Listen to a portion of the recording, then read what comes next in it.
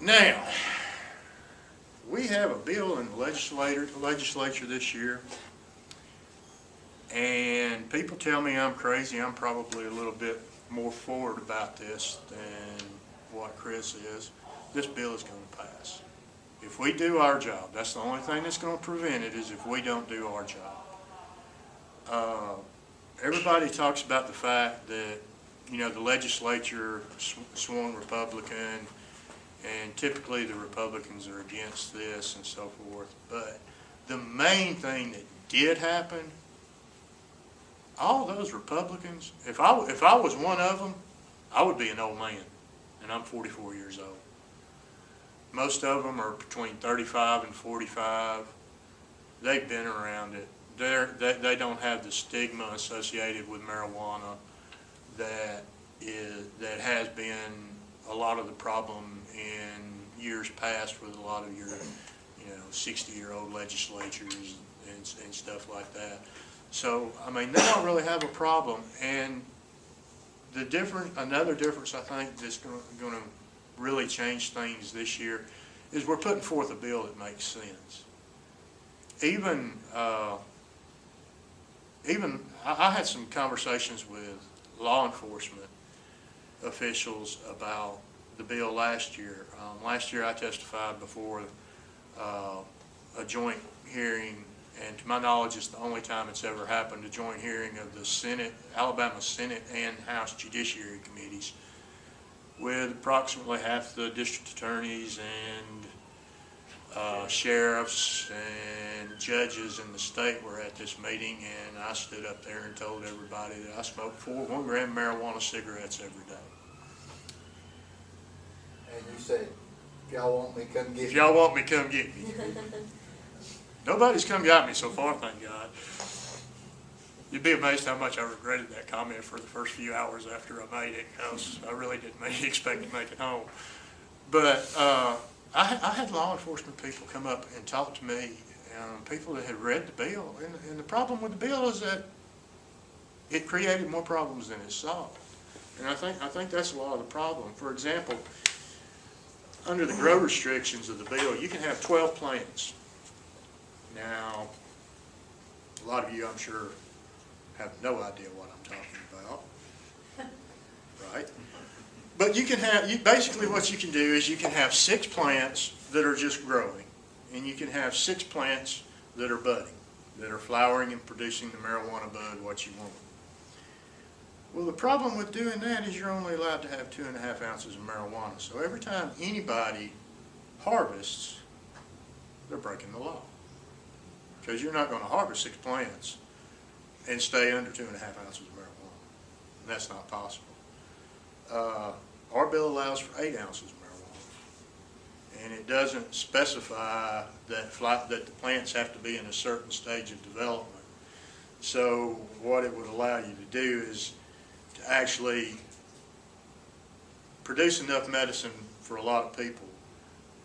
Because, some people say, well, when you start talking about amounts, and that's one reason why I tell everybody I smoke 4 1-gram marijuana cigarettes a day, because when I tell them how much I smoke a month, they're like, oh my God. But when I tell them I smoke 4 1-gram marijuana cigarettes a day, that's not that much, but if you add it up, that's over 4 ounces of marijuana a month, a quarter of a pound.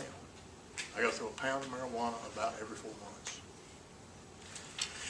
So, but enable for a patient to be able to keep the amount that they have without presenting a problem for law enforcement, somebody having 25 pounds of marijuana or something like that, it's limited to 8 ounces. And with the way the bill's set up, it's very simple, just to stagger your plants to where you harvest 2 every 2 weeks, and you're going to stay under your thing. The way it was set up before, where you couldn't have but so many plants in the budding stage, you were looking at such gaps, and you could only pretty much do 2 harvests, and every time you did, it would cause you to break the law.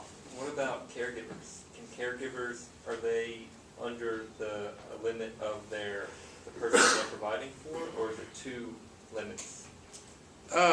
Well, it depends on the situation with the caregiver. For example, under the bill, I'm a patient and I can grow my marijuana. And technically I can be a caregiver for other people. It would allow somebody to be a caregiver for up to 4 people.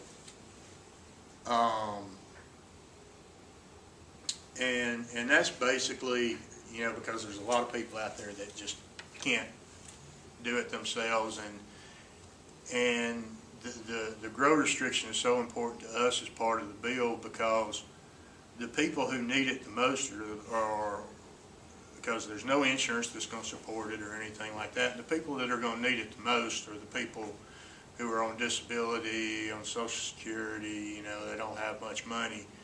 You know, you go to, in California, you go to a dispensary and pay $50 for an eighth, or you can grow it for about $400 a pound.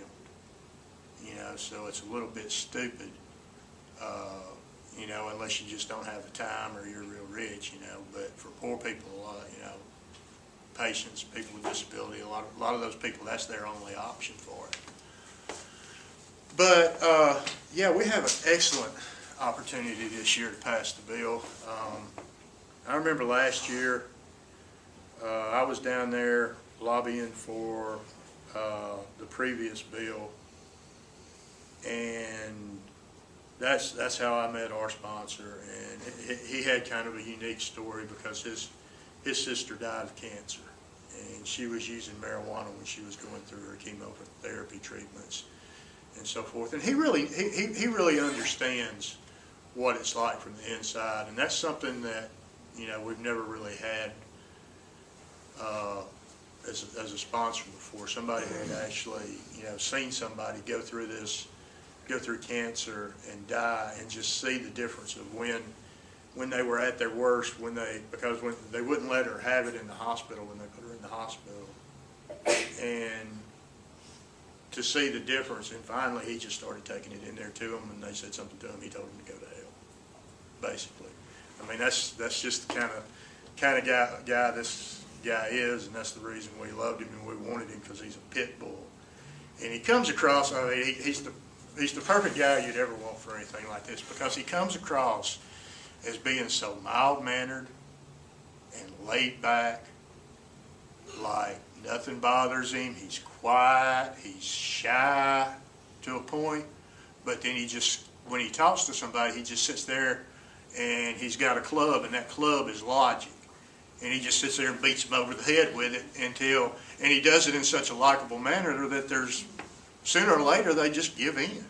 You know, they're not upset with him, and sooner or later he makes enough sense to them that it works.